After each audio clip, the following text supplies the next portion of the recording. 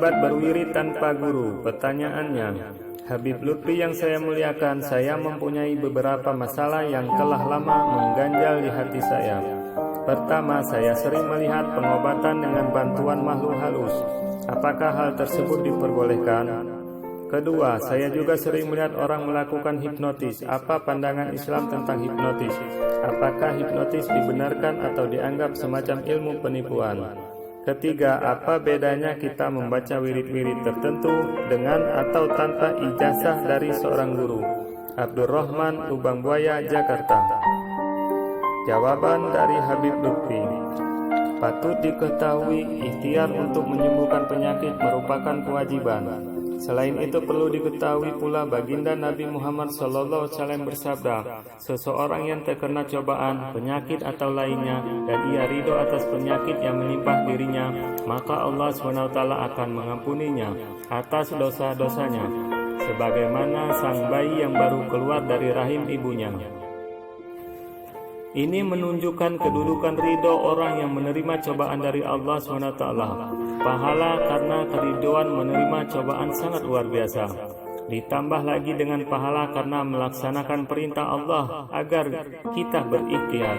Artinya kita akan mendapatkan pahala ganda dari Allah SWT. Ikhtiar bisa di mana saja selagi masih dalam batas-batas tuntunan agama.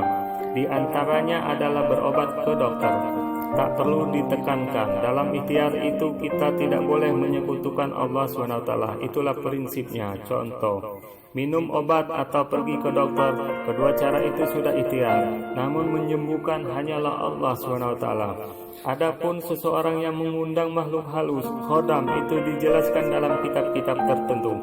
Apabila kita menggunakan jalur obat-obatan yang berasal dari Allah, asma Allah, nama-nama Allah, serta Allah memberi kesembuhan dengan perantara khodam hamba yang dikasihinya, sebab khodam itu bertugas menjaga bacaan atau ayat-ayat Allah. Sedangkan hipnotis itu adalah kekuatan mata yang ditunjukkan pada satu titik. Kekuatan yang terfokus itu bisa digunakan untuk mempengaruhi satu titik saraf manusia dalam membantu pengobatan. Selagi benda atau ilmu tersebut positif, tidak melanggar syariat Allah, masih diperbolehkan. Sebaliknya, apabila merugikan orang lain, jelas hal itu dilarang. Seperti misalnya pisau, apabila untuk niat ibadah dipakai ibu rumah tangga, sangat membantu. Sebaliknya, kalau pisau itu untuk merampok, jadi tidak benar. Hal ini sama saja dengan hukumnya hipnotis.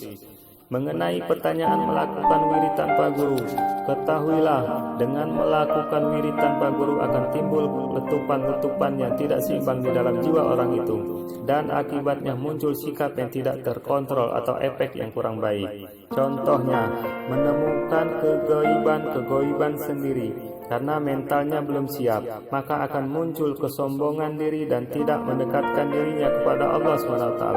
Inilah yang dikhawatirkan apabila mengamalkan wirid-wirid tanpa guru. Sangat berbeda apabila ada guru pembimbing. Ia tahu persis harus bagaimana. Disinilah pentingnya seorang guru dalam segala hal, tidak hanya dalam masalah agama.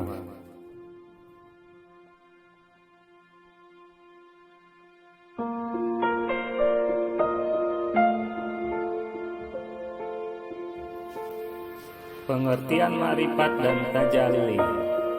Pertanyaannya, dalam tasawuf dikenal istilah syariat, tarekat, hakikat, dan ma'rifat. Selain itu tahalli, takholli, dan tajalli. Ma'rifat dan tajalli adalah puncak tertinggi seorang sufi. Untuk memahami kedua istilah di atas, kiranya ada dua hal yang mungkin redaksi dapat memberikan pencerahan atau solusi yang tepat. Apakah perbedaan ma'rifat dan tajalli itu? Metode atau ritus apa yang harus mengantarkan seorang sufi mendapat pencapaian ma'rifat dan tajalli? Terima kasih atas jawaban pengasuh. Muhammad Nasim, Jamil. Jawaban dari Habib Lutfi. Ma'rifat adalah sumber utama mencapai tajalli, takholli, dan tahalli. Tapi bagaimana bisa mencapai ma'rifat kalau tidak bertarekat? Artinya bertarekat dahulu agar dapat memecahkan satu rekor, yaitu ma'rifat. Makrifat adalah bertambahnya pengertian dan pangaweruh. Apa kewajiban hamba kepada Tuhannya, serta apa kewajiban makhluk terhadap kholiknya.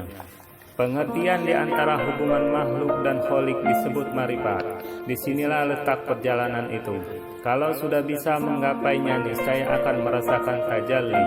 Kalau sudah bisa merasakan tajalli, akan takholli dan sebagainya sesuai kebaikan berpikir dalam makrifat. Tajalli itu artinya meraih kemuliaan di sisi Allah SWT atau keluhuran. Saat mencapai tingkat itu, hati akan merasa sepi, yaitu sepi ing pamri rame ing gawe.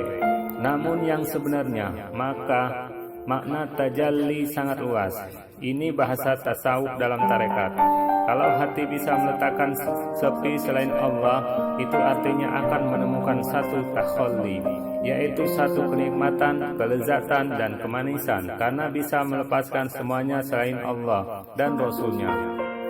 Tapi bagaimana kita bisa mencapai tajalli, takholli, tahalli, dan sebagainya tanpa berangkat dari makrifat terlebih dahulu?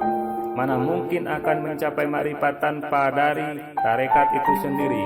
Karena semua itu buah tarekat. Baik tahalli, takholli maupun tajalli itu adalah buah tarekat.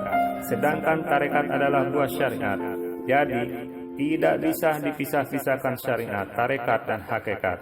Hakikat menemukan mutiaranya. Untuk bisa mencapai hakikat, agar bisa menemukan mutiaranya, mestinya harus pandai menyelam. Nah, adanya mutiara itu pasti di tengah lautan yang memerlukan syariat. Syariat adalah lautannya, dan perjalanannya untuk mencapai ke tengah laut itu adalah tarekat.